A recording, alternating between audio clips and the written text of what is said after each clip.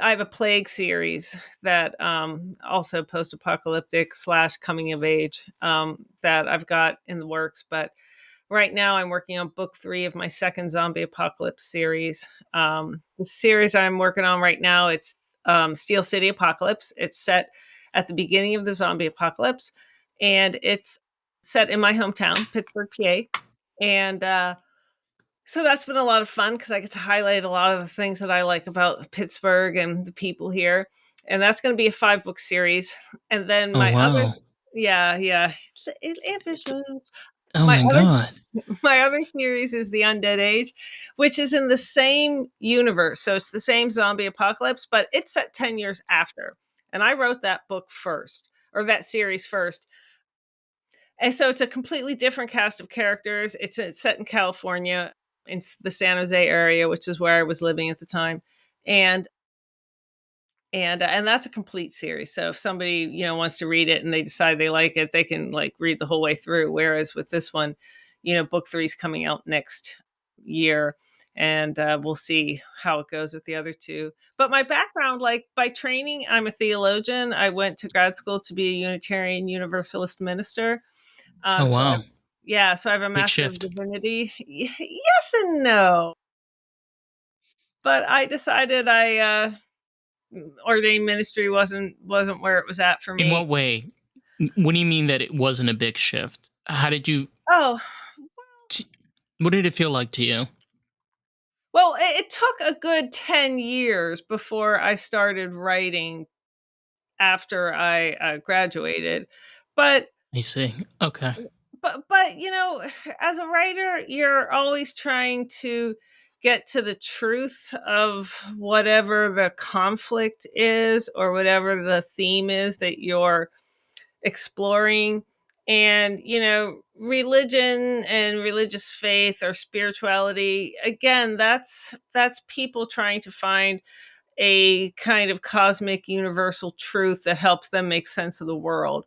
So it's not that different in that sense.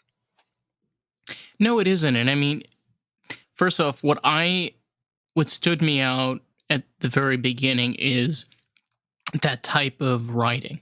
Because, anybody could say writing an apocalypse is easy. Not really. I mean, you mentioned where you use references like, your hometown and places that you've been to. But then the cool thing about apocalyptic, especially like books and thrillers that I love, is it takes you on this really cool adventure and you meet all of these interesting people. But you have, in a way, the author's perspective in mind. Like the author is giving you their perspective of what's going on.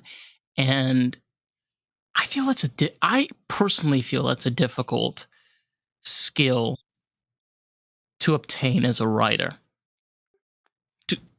No? I would disagree because I think the basis of any story is the whatever the basic conflict is. It's getting to the truth of that conflict, whether it's in a romance where like it's enemies to lovers, or it's a space opera where you've got like galactic empires clashing. Because I mean, post-apocalyptic fiction, one of the things I like about it is that you have people in very extreme circumstances. And so obviously I can do things with characters who are, in a really extreme circumstance, like the zombie apocalypse. I can really push them into these situations that are very, very extreme versus like, a romance, and And that's a great place to play with things, because you can really get to the heart of, like, well, what do people do and why do they do it? And, you know, what's the right choice or the wrong choice, or is Right. there a choice, you know? Or sometimes you can run into those My situations where first series, Love in an or The Undead Age, the first book is Love in an Undead Age. My main character is a character she has a really, really strong moral compass, but she has made some really, really morally dubious choices over the course of the book and in her backstory. And they're the kind of things that she never would have done had she lived a regular life and not had the experience of living in the zombie apocalypse. But she did have the experience of living in the zombie apocalypse. So her lived experience has changed her, not just in terms of what's happened to her, but in terms of her frame of reference for what is necessary versus what is right, is very different than it would have been otherwise. So, and like, right. that's fun. Like, some people who've read my book, that they don't like that. They want their heroes and heroines to always do the right thing. But I don't find that super interesting, because getting people into morally dubious areas where they make maybe not the right decision, you can really muck around and get your fingers dirty and have a lot of fun with that. No, and I definitely feel that's important. Character development, especially seeing the story, reading the story, seeing it how it unfolds, um, chapter to chapter. It's exciting. It's really fun. You from what you learn from the very beginning to what you finish at the very end. I always enjoy that experience because you never necessarily know what you're going to expect, even though like you may know what the story is going to be about, but there's always twists and turns.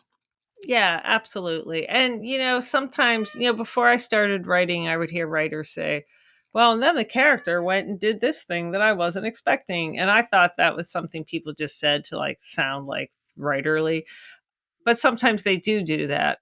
You were planning to do one thing, and then the character, you're writing it, and that's not how it's being written.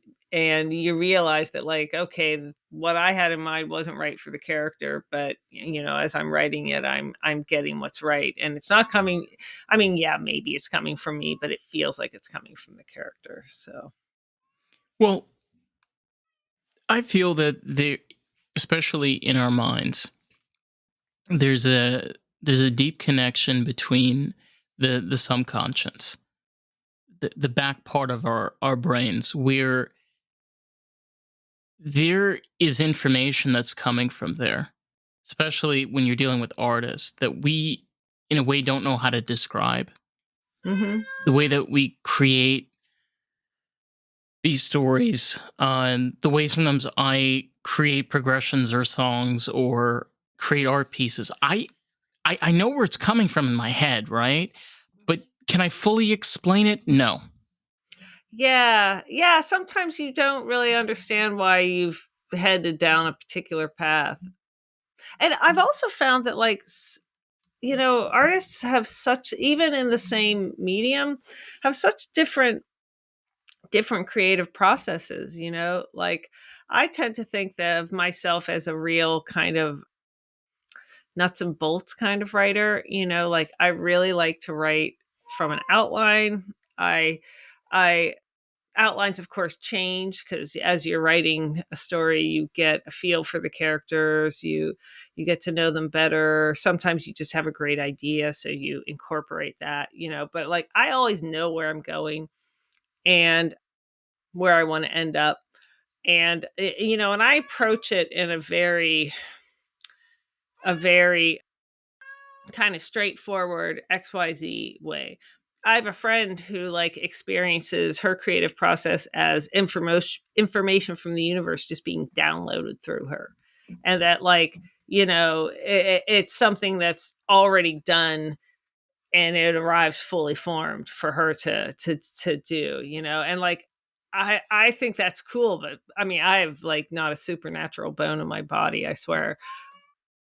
So like that's not my thing, and like But I always that's a find good point, though.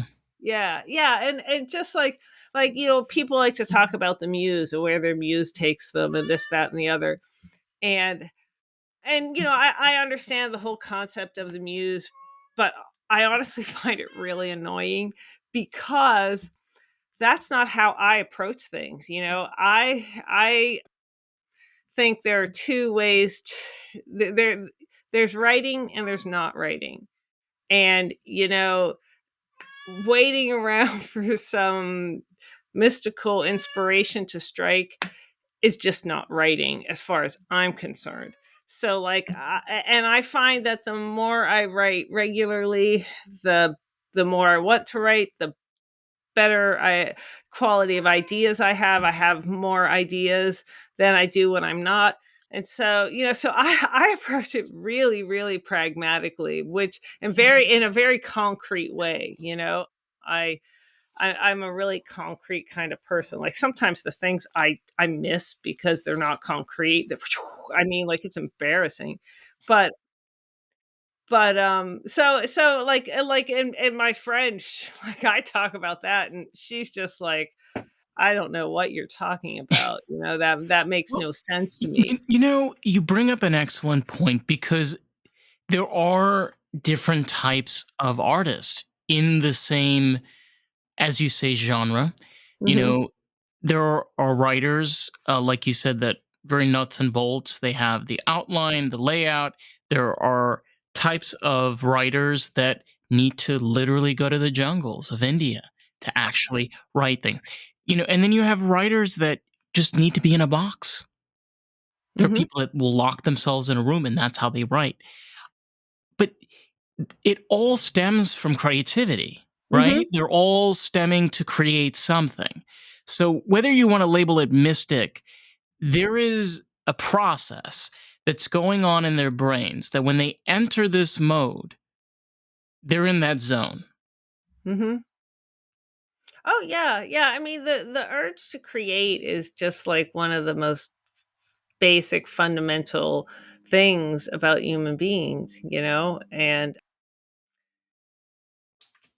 whatever form it takes. So it's Whether mystical. yeah, yeah. It's a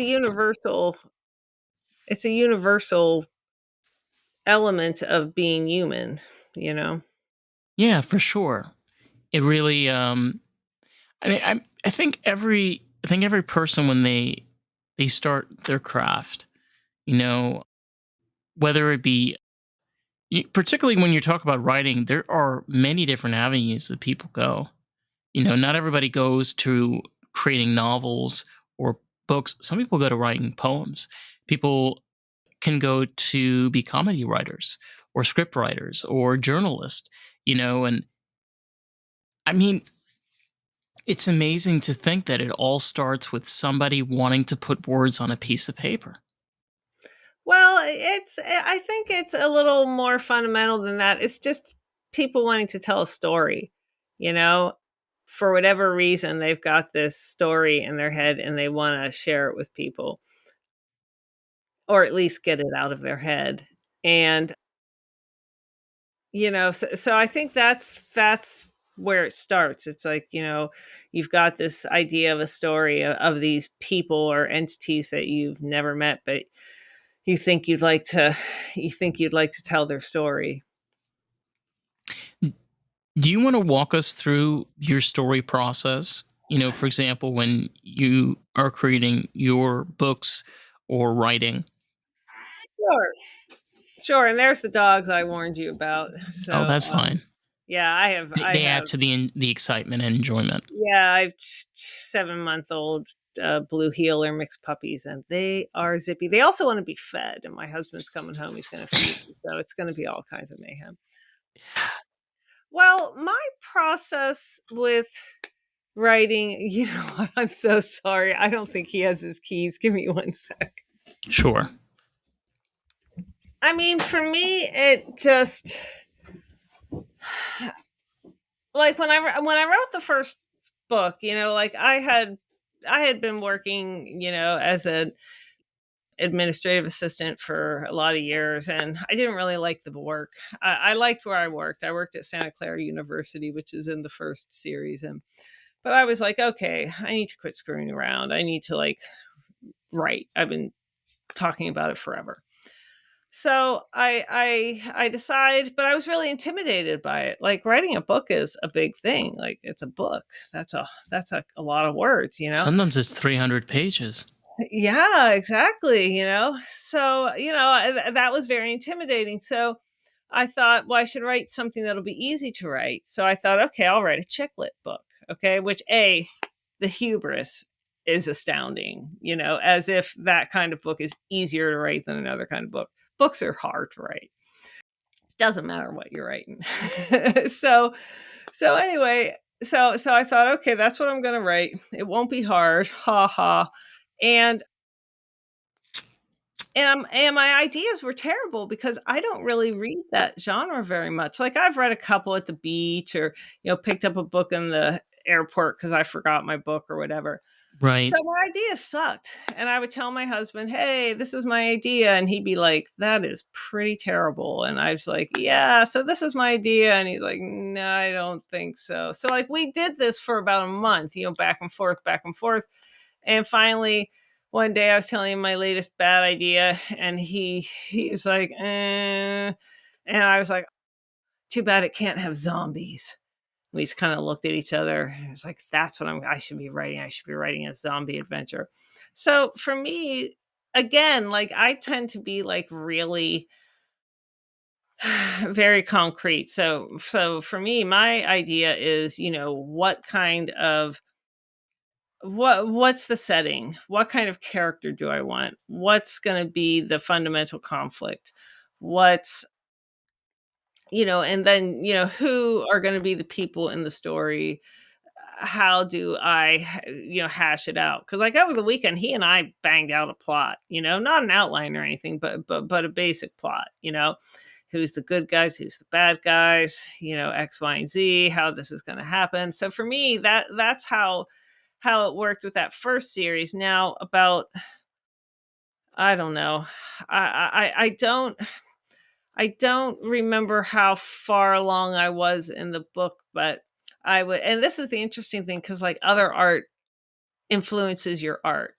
So I was listening to Mattis Yahoo a lot, and sometimes when I listen to music, I'll get stuck on a song and I'll just like put it on repeat and listen to that Wait a song minute. Did, over and did you over. say did you say Matasiyahu? Yeah, yeah. I was listening to his Light album a lot. And anyway, and I was listening to We Will Walk. That was the song I was stuck on. So I This is amazing. yeah, so I get stuck on this song, and the guy singing to this woman, and it does not sound like things are going well for them in this song. Like things aren't going well, and their ability to like live and be together really seems pretty poor. And so I'm stuck on the song. I'm stuck on the song, and all of a sudden I thought, wow, what if my character ended up with this person instead of that person? Which was completely not something I was planning, and it changed the whole story. It changed the whole series, you know, and and the person I wanted, I thought, well, that would be cool. It was a bad guy, and and like that, I could not have her end up with this horrible person. And so, my husband's like, well, I don't, he's got to be good somehow. There's got to be something redeeming about him.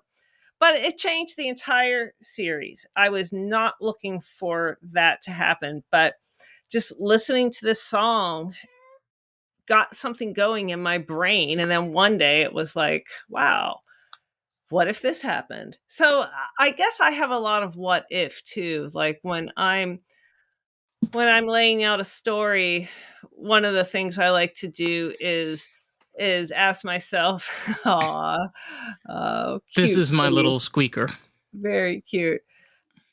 I love calicos. I had a calico. But I like to ask myself, what if? So, well, what if so and so did this? What if? And sometimes I'll get these big long lists of what ifs that'll help me like figure out which one is the most interesting to explore, you know?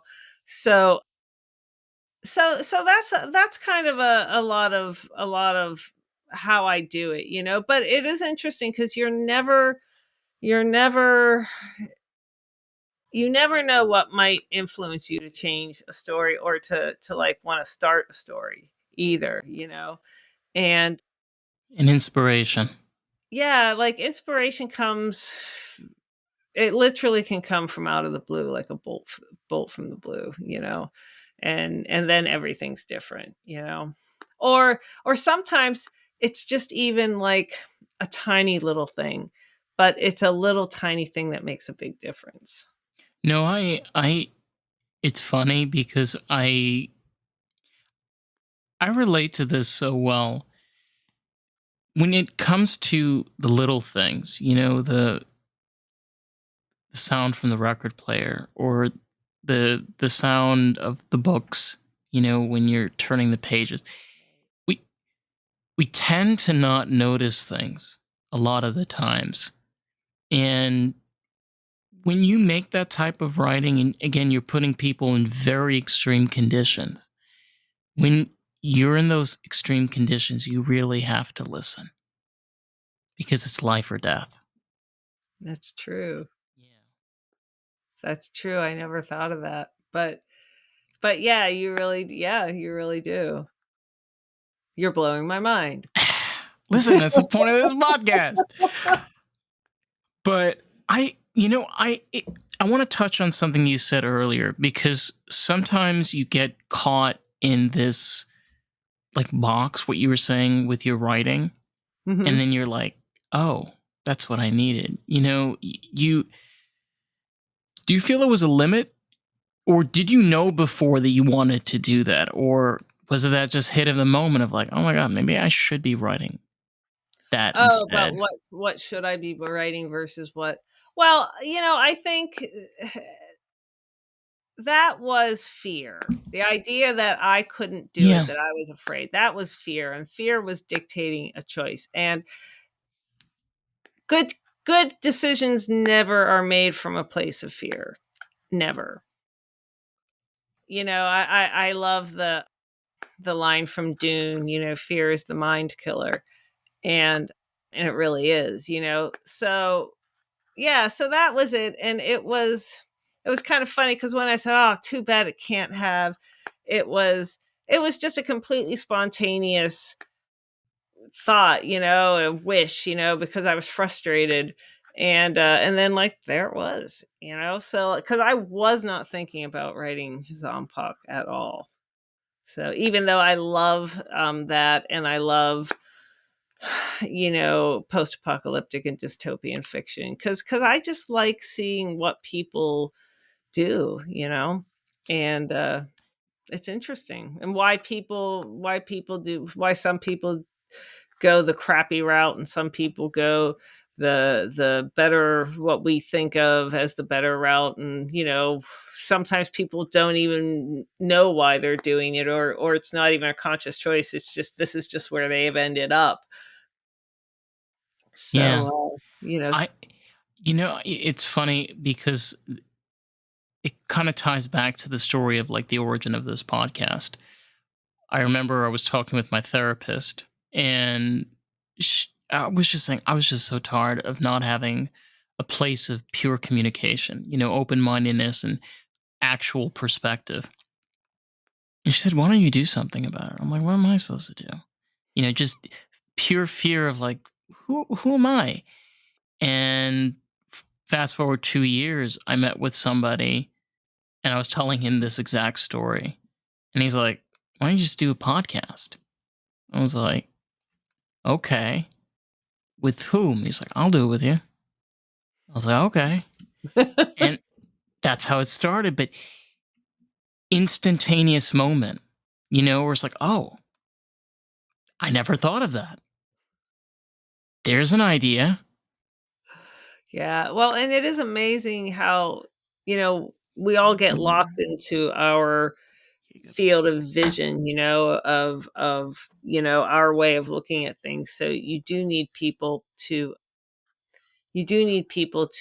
pull the blinders off and widen your field of vision, and all of a sudden it's like, oh yeah, I guess I could do that I didn't even think of that, but it's right there. Right in front of you. Yep. How have you felt personally, your development with your writing since you started with the chiclets, and figuring out putting zombies Felt how? in your writing, in your own craft, and how you developed your stories. Well, I'm a better writer than I was when I started. I was lucky in that right when I decided to start writing, a friend of mine who I didn't know was a writer was putting a writing group together. So, and I was lucky in that it ended up being a really good writing group and I learned a lot. So, I'm a better writer than I was. I'm a lot more confident about it. I don't worry that, like, I'm not intimidated by the idea of writing a book, you know? You feel you've conquered that fear? Oh, well, I should hope so. 5 books later, yeah. For If I sure. haven't, then I've got some problems that that'll need more than this podcast to figure out. Oh boy. But, yeah, I'm more confident in it. I have more fun with it, you know? In some ways, I take it more seriously because, I this is something I wanna be able to keep doing forever. But in other ways, I don't take it so seriously because it's a story, and it's important to me to write the story, but it's not the end of the world one way or the other. The story in the story it might be, but for me personally, you try it out and see how it goes. See if it sticks, and if it doesn't, try something else. What's been your progress so far with your books? What type of interaction you've seen, and have you been able to build yourself a community? Yeah, yeah, I've been lucky that way. I started out, well, I interact with a lot of people online, whether through Facebook or Instagram. Like when I started out, because I'm a self-published author, I had no idea how to start. Like, what the heck do you do? And luckily, I signed up for this webinar with this romance writer, Alessandra Torre, who is just like a fantastic human being because I've subsequently met her in real life, and she's great. But it was like this romance. She was giving like a best. She was a best New York Times bestseller, and she was offering this webinar about how to get started as an indie author. And I thought, hey, it's not what I want to write, but she must know what she's doing. So and she turned me on to the, like, there's whole groups on Facebook. It's all about writing and writers, and it never occurred to me that, like, people might use that particular medium that way. So yeah, so I've been able to get a community online. I've also, in the last year and a half, started doing live events, and like Comic Cons, and go for the weekend, and stand behind the table and see if I can sell a couple books. And what I found out, which I wasn't expecting, is the best part of the Comic Cons has literally nothing to do with selling books. It's meeting all the people. Like the creativity at a Comic Con with people's costumes Costumes, is anime, it's just amazing. off the hook. It's just crazy. And everybody's just like there to have a good time, and I'm at this, like, sci-fi horror convention. It's like, oh my god, these are my people. How did I not do this before? And so that's been very cool because I sometimes I see people more than once, or they'll tell me, "Oh, I told my friend about your books and they really like them," or like just this past weekend I was at a little conference called Living Dead Weekend, and it was all about Night of the Living Dead and George Romero stuff. And like they had the actors from the original Night of the Living Dead there, which was pretty cool. Wow. And this guy and I were talking, and so he bought the first two books in my new series, and I saw him out in the hallway, and he was reading the book, and I said, "Oh, you already started?" And he said, "Oh yeah, I did." And I mean, I like it so far. And I was like, "Well, good." So before he left at the end of the day, he came back and he bought my other books, the whole series. And I was like, "Whoa." And he said, "I like what I'm reading and I know I'll like the rest." I was like, "Great, that's awesome." I mean, that makes me really happy. And then he comes in the next day and he says, 200 pages. That's how far I am. And I stayed up until 2 in the morning.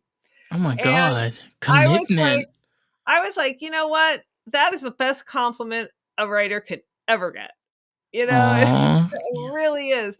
And so, and regardless of whether or not but see, if he had bought the book online, I would never know that. I would never have had a chance to like to stand around and shoot the shit with him. I would never have been able to sit there and have him tell me all the things he thought were cool or that surprised him, or that he thought I was on the right track, and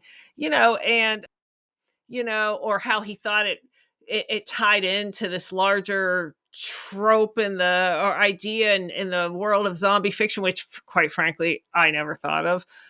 But hey, I'll take it. So it's There's 1,001 ways of writing about zombies. seriously, but it's just been, like that stuff is great, and I mean, I just absolutely love that. I love meeting people and finding out, why they're there, and taking pictures with them with their costumes, and I do sell books and that makes me happy, but it's literally not the thing that makes it awesome to do those kind of events. So I have been able to do a community not just around my books, but also as a writer. Like my three writing besties, they're all out on the West Coast. They're in Washington State and California. And so that's cool. And I mean, I know writers from South Africa, Oh you wow. know, from Europe, all over Europe, so that's cool too, because I've been able to connect with them online, and that's we'll work together trying to help each other promote each other's books and stuff. So you get to know people as you work on different projects with them, and that's really cool too. I mean, it's funny because the thing I never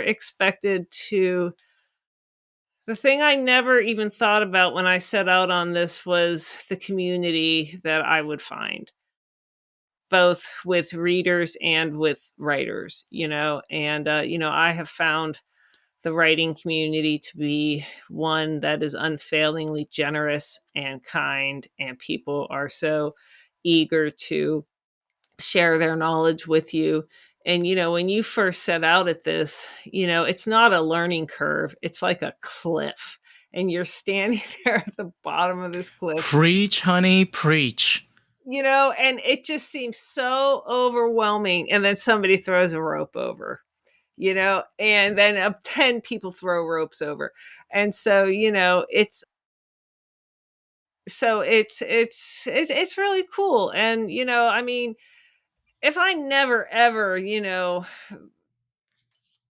were able to say, "Oh, I can, make a living at this or whatever," I would still do it because it's just been such a big positive, wonderful addition to my life. We unfortunately live in a world where there is a lot of misery because a Mhm. lot of people are doing things that they don't want to do. Oh, I yeah. can say for myself, I work a corporate job, I work a 9 to 5, but I do have a second job and I also do this. So I have two things a week that I get to look forward to. I get to be in a kitchen, I get to be around cool people, have fun experiences, and then also be able to do this, talk with you, have a great experience, learn something. I learned a lot so far now.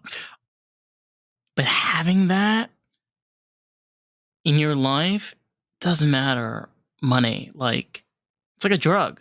Just give it to Mhm. me. Oh, yeah, and, I totally worked the whole 9 to 5 thing for years and, did jobs that, some I liked, some I didn't, It's part of life.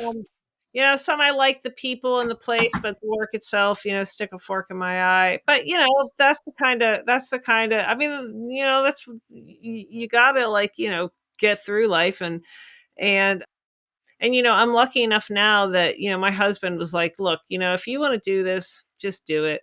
I'll sell my soul and work the corporate job and make the money, and you take some time and really give this a go, because I think you can do it." So I'm Oh, really wow. lucky. Now, it's also dangerous because, when you've only yourself to answer to, that can get dangerous to get too. But so it's a bit of a balancing act, Yeah, but but that's also that's a level of trust that you have with somebody. oh, Where you're telling them like, look, I want you to be successful, so I'm going to do this because I want to see you successful. And I think that's the most powerful thing. Just having somebody that has your back when you need it. oh, God, yeah. Yeah, yeah, I mean, it really is a blessing and, like, just I feel so lucky to have that in my life, and I know I am because some people don't have that. I know. And you know, I feel especially like as an artist or whatever type of artist that you are, having that sense of community, having that ability to communicate freely and be able to express like this is not an easy world to be in. Mm-mm, it You're is not. if you're a creative person, it's a fucking hard road, and you don't know where you're gonna get. It may be a six, it may be a two, maybe just three and a four. You never Yeah, know. It's so yeah, unpredictable. well, and, it's just it's there's a l our society doesn't function in a way that feeds people's souls, you know? The capitalist societies, they aren't about, humane people first, and so it's really hard to carve out those spaces where you get to do something that isn't about that, you know? And it can be hard when, you're in a society that demands a level of conformity and you don't fit that shape, you're a star shape and you're a star peg and it's a square hole. I mean, It's not gonna work. no, it's not going to work. So, you have to find those other places where you can get that. And I think that one of the many benefits of the internet that has allowed us to do things like what we're doing now, just the ability to communicate. And that's a really cool thing about Comic Con and conventions and places for people to come together. It allows people to communicate in the best way. Yes, a lot of the time communication interaction is done through the internet, but Mhm. sometimes those interactions lead to physical interactions. Mhm. Oh, yeah, like, two of my writing friends, the ones in California, we decided we were just BSing online one day and about like, "Oh, wouldn't it be great to, like, get together and have a retreat," And I was like, "Well, I have a friend who has a cabin, he might lend it to us," and I'm thinking and I was just saying it. I wasn't serious about it because why would they wanna come here to Pennsylvania, And and they were like, "Well, what's it like?" So, anyway, we ended up getting together. They both came to Pennsylvania. We went up to my friend's place for a week. He lent it to us for a week, and all of our husbands were like, "You guys have never met in real life. Are you sure about this? Like, you're all going off for a week." And we were all like, "Yeah, it's going to be great," which it was. And yeah, but you get to do things like that, or like, that author I mentioned, Alessandra Torre, she ended up putting together a writer conference, a couple years after I started. And so I got to go to this writer conference and meet all these people. I got to meet her. And, and so, it can lead to these real life interactions, which, just makes it even cooler. It is. And one of the things that we forget about that happened about 3 years ago was we didn't have interaction. We were behind screens. And the thing about humans is that we're not pairs, we're groups. Hmm. Compared to other creatures, like we're one of the only ones where we can come together as 100 and we're fine. Yeah, And we're it herd animals. we're a little different, just a tiny bit.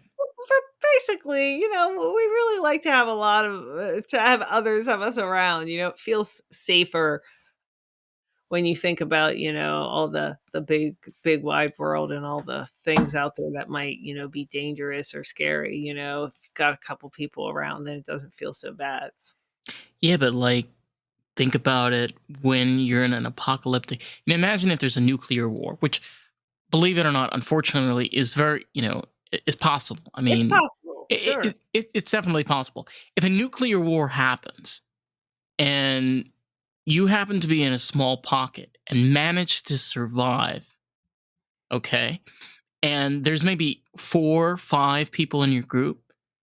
Now, there's no communication for Hmm. miles. I mean, you have no idea what's going on around you. And like, probably in your head, you're thinking you may be the last people alive. Hmm. I can't even fathom that. I can't. Well, see, I would think if I was in that situation that I really screwed up, because if that happens, I want to go out in the first strike, man. I do not want to be alive to live through all that nonsense. I mean, I live in a city, we're right on the edge of a city and major metropolitan area. And, in addition to the many wonderful things I like about living in a city, something like that happens, I'm going to get vaporized right off the bat. I don't have to deal with all that misery, which, kind of maybe undercuts my credibility. But, you know, radiation and a life without Sudafed and, that's just not my idea of a good time. Having to deal with spring allergies without Sudafed is my idea of hell. Like, well, oh my god, yeah. I mean, everything would be toxic, so Oh yeah.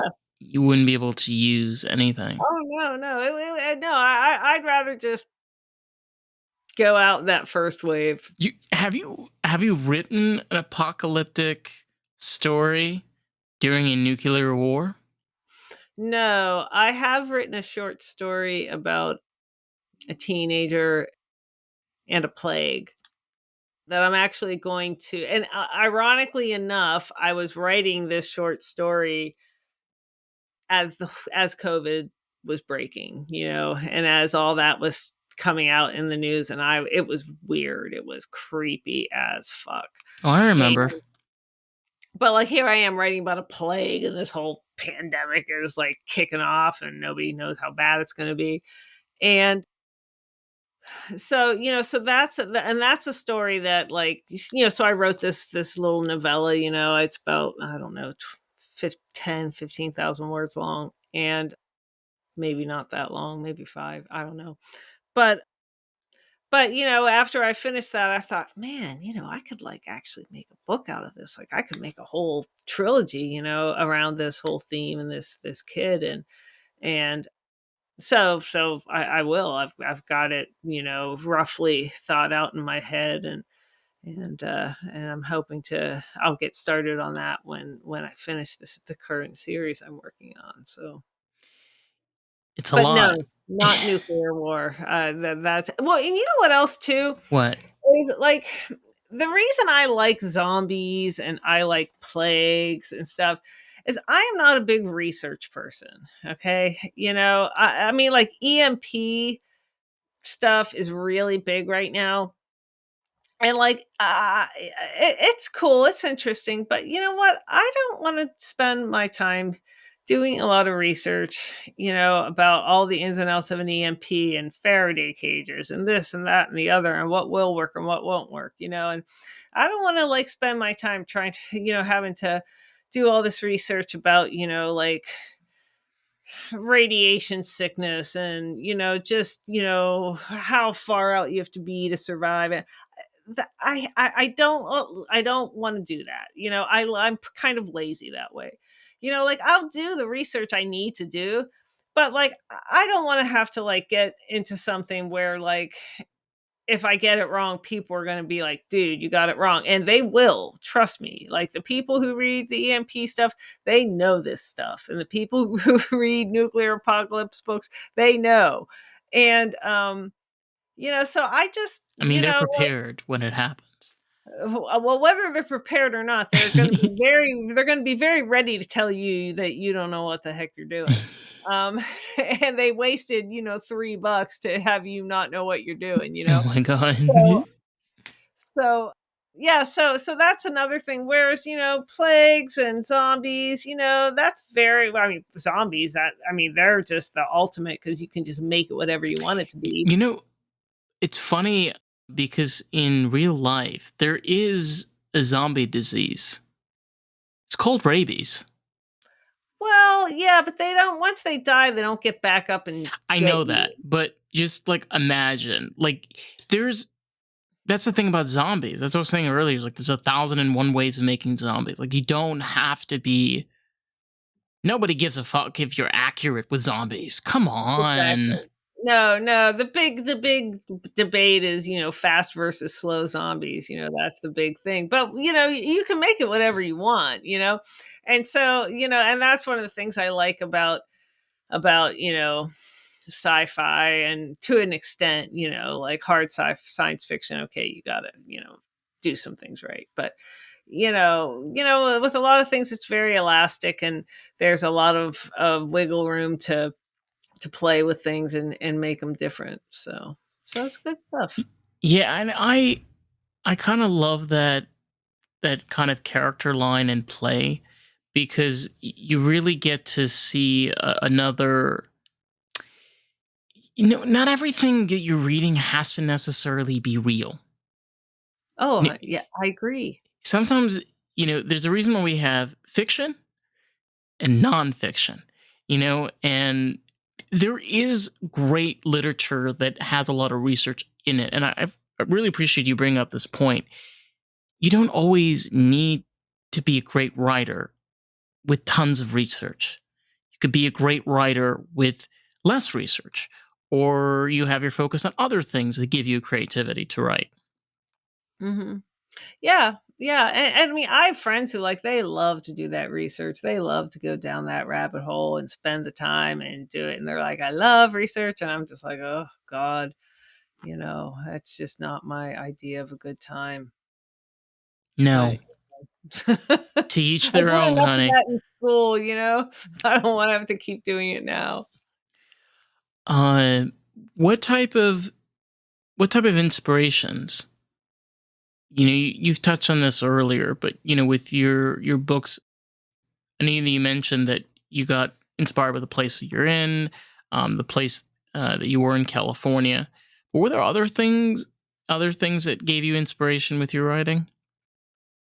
Well, one of the things I like about the zombie genre, and not everybody does this, but George Romero in Night of the Living Dead, he always incorporated social commentary into his movies, you know, and Can you elaborate on that? Well, in 1968, the hero was a black man in Night of the Living Dead, and he was, trying to escape from zombies with a white woman. You didn't have a lot of black men or women being the hero or the heroine of a film. You didn't have them calling the shots like the character of Ben does in Night of the Living Dead. In Dawn of the Dead, like the film starts out at a race riot, and the police, and I mean, in the opening scene, you're dealing with Cuban separatists who are fighting against the police who are beating people up indiscriminately. So he's got like politics, because at the time in the early 80s, there were a lot of different separatist movements in the 70s and 80s, like the American Indian movement and the the move. I can't think of what it There stands was a for, lot but of movements. there were tons of movements. And so he's got like racism. He's got racism. He's got police brutality, all right there in the first couple minutes of this zombie movie. And and also like in Night of the Living Dead, and the movie's like 55 years old, so it's very of its time. The women are kind of passive. They don't really have much agency, but by the time he made Dawn of the Dead, he had the women's movement had happened, and the main female character, like, she's right in there. She is demanding to be taken seriously and to have an equal voice in things. So Right. and she's got a lot of agency over what's going to happen to her. Like, she's not waiting around for somebody to save her.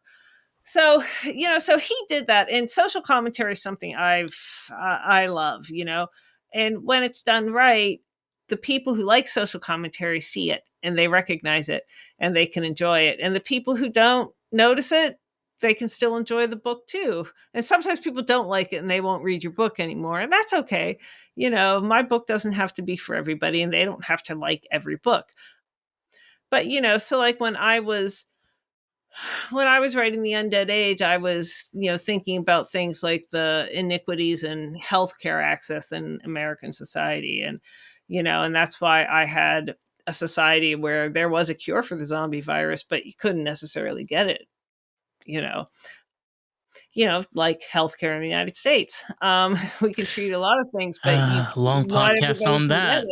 Yeah. Yeah, and just things like that. I was kind of like, and the idea of like groups that have a lot of power, and how they treat people, and how their basic orientation, whatever they're organized around, can make them a positive thing or a negative thing. So that's one of the things. That was another thing that was an inspiration for me, is just having this subtext woven in there.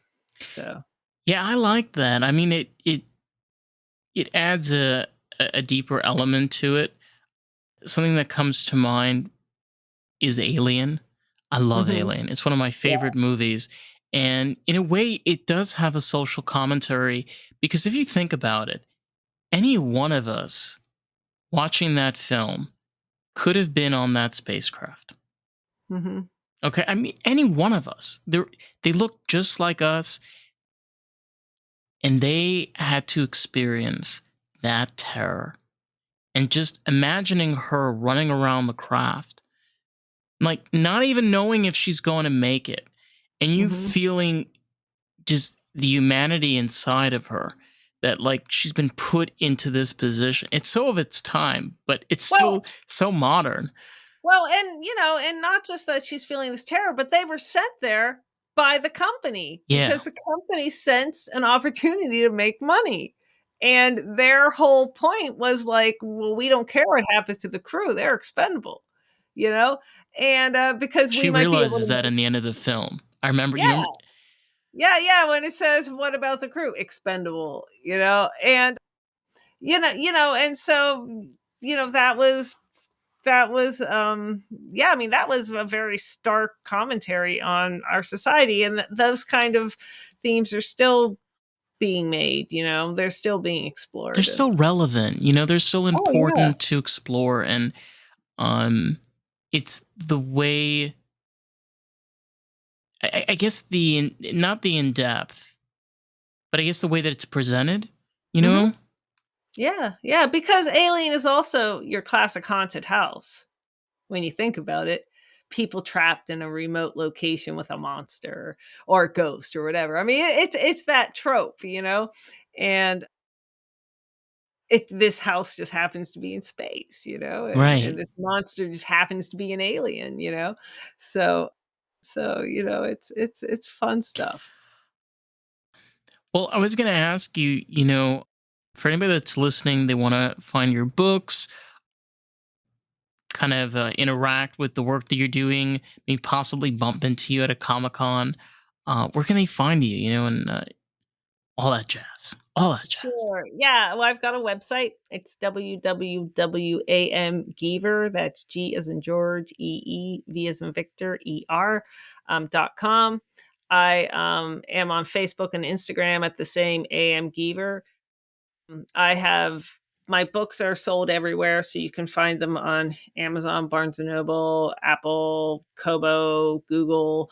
You can probably find them other places. I've got some audio, the first two Undead Age books. So, if you like audio, you can get my stuff at the library. If your library doesn't have it, ask the librarian, especially for ebooks, they'll usually get them for you.